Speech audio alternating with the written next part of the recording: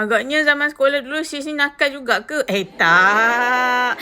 Sis ni dulu anak murid kesayangan cikgu-cikgu disiplin. Daripada sekolah rendah membawa ke sekolah menengah. Aku target cikgu disiplin dulu. Apa-apa senang. Boleh counting. Cikgu disiplin dah tahu perangai anak murid dia hak ni macam mana kan? Mudahlah. Kita target cikgu disiplin dulu. Bukan apa, mudah nak counting. Sebab kita tahu kita budak baik. Kita tak ada geng. Jadi kita cari geng. Kita cari geng cikgu tu senang. Cikgu disiplin. Mudah kalau jadi apa-apa cikgu backup kita.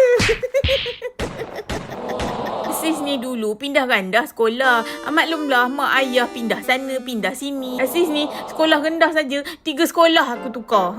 Pindah sana, pindah sini. Faham-faham lah ya. Kalau kata pindah sekolah tu, kita ni keseorangan. Tak ada geng. So bila budak baru masuk, biasalah dekat sekolah tu mesti ada kaki-kaki bul kan. Jadi apa-apa pun kita target cikgu disiplin dululah.